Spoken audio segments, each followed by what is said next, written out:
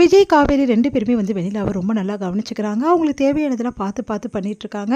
அவங்கள ஹாஸ்பிட்டலுக்கு கூட்டிகிட்டு போறது, அவங்ககிட்ட வந்து பேசி வந்து அவங்களுக்கு பழைய நினைவுகள எடுத்துகிட்டு வர்றது, அந்த மாதிரி விஷயங்கள்லாம் தொடர்ந்து வந்து விஜயும், காவேரி பண்ணுறாங்க. காவேரி பார்த்து பார்த்து வெண்ணிலாக்கு செய்கிறதெல்லாம் பார்த்துட்டு வந்து அப்படியே வந்து விஜய் நெகிழ்ச்சி அடைகிறாரு. விஜய் வந்து உன்ன மாதிரி ஒரு ஒய்ஃப் கிடைக்க நான் கொடுத்து வச்சிருக்கணும்டி அப்படின்னு சொல்லிட்டு காவேரி கிட்ட வந்து தன்னை மறந்து சொல்லிட்டு இருக்காரு. இந்த சூழ்நிலை 2 பேருமே வந்து கார்டனில் உட்காந்து பேசிட்டு இருக்காங்க.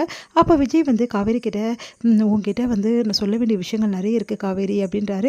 என்ன விஷயங்கள் அப்படின்னோடனே, தாத்தா என்கிட்ட வந்து சொன்னார், இந்த மாதிரி வந்து வெண்ணிலாவுக்கு நல்ல வாழ்க்கையை அமைச்சு கொடுக்கணும், அவளை வந்து நீ இப்படியே வந்து இங்கேயே வச்சுக்க முடியாதுல்ல அப்படின்னாரு. அப்படின்னோடனே, அதெல்லாம் ஒன்றும் பிரச்சனை இல்லைங்க, நான் தான் பிரச்சனை இல்லைன்னு சொல்லிட்டேன்ல அப்படின்றாங்க. அதுதான் கரெக்டு தான் காவேரி, இருந்தாலும் வெண்ணிலாவுக்கு வந்து அவங்க சொந்தக்காரங்க யாருன்னு கொஞ்சம் நம்ம கண்டுபிடிக்கணும். அவளுக்கு வேற யாராவது சொந்தக்காரங்க எனக்கு தெரிஞ்ச யாருமே இல்லை, இருந்தாலும் நம்ம வந்து அவளை விசாரிக்கணும் நிறைய விஷயங்கள். அதே மாதிரி வந்து அவளுக்கு வந்து சொந்தக்காரங்க யாராங்க இருந்தால் அவங்கக்கிட்ட ஒப்படைக்க சொல்கிறாரு. அப்படி இல்லைன்னா அவளுக்கு ஒரு நல்ல வாழ்க்கையை அமைச்சு கொடுக்க சொல்கிறாரு. இதெல்லாம் வெண்ணிலா வந்து பழைய நினைவுக்கு வரும்போது தானே பண்ண முடியும் அப்படின்னு காவேரி சொல்கிறாங்க. ஆமாம் காவேரி, நான் இல்லைன்னு சொல்லலை. பழைய நிலைமைக்கு வர்றதுக்கு முன்னாடி நம்ம சில விஷயங்கள்லாம் அவளுக்கு வந்து நம்ம தேடி வச்சுட்டு அதுக்கப்புறம் அவள் பழைய நினைவுக்கு வந்துட்டோன்னே எல்லாத்தையும் சொல்லி நம்ம புரிய வச்சு அவளுக்குன்னு வாழ்க்கை உடனே அமைச்சு கொடுத்தலாம்ல, அதுக்காக தான் நான் சொல்கிறேன் அப்படின்னு. இப்போ என்ன பண்ண போகிறீங்க அப்படின்னு சொல்லிட்டு கேட்குறாங்க. இல்லை, வெண்ணிலாவுக்கு வந்து பழைய ஞாபகங்கள் வர நிறைய விஷயங்கள் நம்ம பண்ண வேண்டியது இருக்கும் ஒரு பக்கம், இருந்தாலும் இன்னொரு பக்கம் வெண்ணிலாவோட சொந்தக்காரங்க நம்ம கண்டுபிடிக்கணும் இல்லையா, அதையும் நம்ம கண்டுபிடிக்கிறதுக்கு முயற்சிகள் பண்ணுவோம் அப்படின்றாங்க. ரொம்ப நல்லதுங்க அப்படின்னோடனே, சரி இன்னொரு விஷயம் காவேரி உங்ககிட்ட அப்படின்னு. என்ன விஷயம் அப்படின்றாங்க.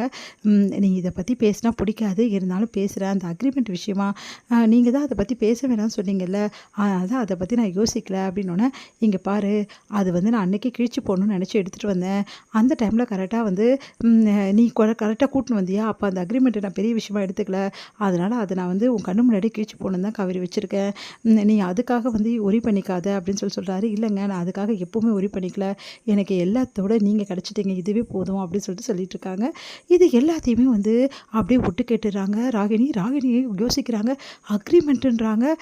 சரி, வெண்ணிலாவை வந்து தேடி ஆளை கண்டுபிடிச்சி ஒப்படைக்கணுன்றாங்க, அக்ரிமெண்ட்டுன்றாங்க. என்ன அக்ரிமெண்ட்டாக இருக்கும்? காவேரிக்கு விஜய்க்கு உள்ள அக்ரிமெண்ட் என்னவாக இருக்கும்? ஏதோ விஷயம் நம்மளுக்கு தெரியாமல் இருக்குது, அதை முதல்ல கண்டுபிடிக்கணும். வெண்ணிலாவை ஊருக்கு அனுப்ப போகிறாங்களா? அது எப்படி முடியும்? வெண்ணிலா இங்கே இருந்தால் தான் நல்லது. ஏன்னா வெண்ணிலாவுக்கு இப்போ நினைவு எதுவுமே தெரியல, ஆனால் கூடிய சீக்கிரம் வெண்ணிலாவுக்கு நினைவு வந்துடும். நினைவு வந்தோன்னு என்ன பண்ணுவா? பழையபடி விஜய் வேணும்னு அடம்பிடிப்பா. அப்புறம் விட்டு தருவாளா? விஜயை விட்டே தரமாட்டா. அப்போ தானே பிரச்சனையே இருக்குது. இவங்க 2 பேரும் நினச்சிட்டு இருக்காங்க வெண்ணிலா விட்டு கொடுத்துருவான்னு சொல்லிட்டு. கண்டிப்பாக நடக்கவே நடக்காது.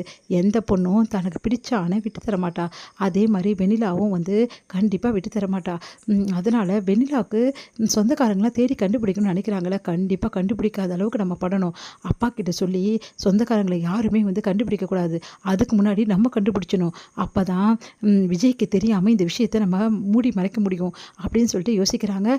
சரி, அக்ரிமெண்ட்ன்றாங்களே, என்ன அக்ரிமெண்ட்டாக இருக்கும்? விஜய்க்கும் காவேரிக்கும் உள்ள அக்ரிமெண்ட் என்னது? இந்த விஷயம் நம்மளுக்கு தெரியாமல் இருக்குது இவ்வளோ நாளாக. அந்த அக்ரிமெண்ட் விஷயத்தை நம்ம கண்டுபிடிக்கணுமே, எப்படி கண்டுபிடிக்கிறது?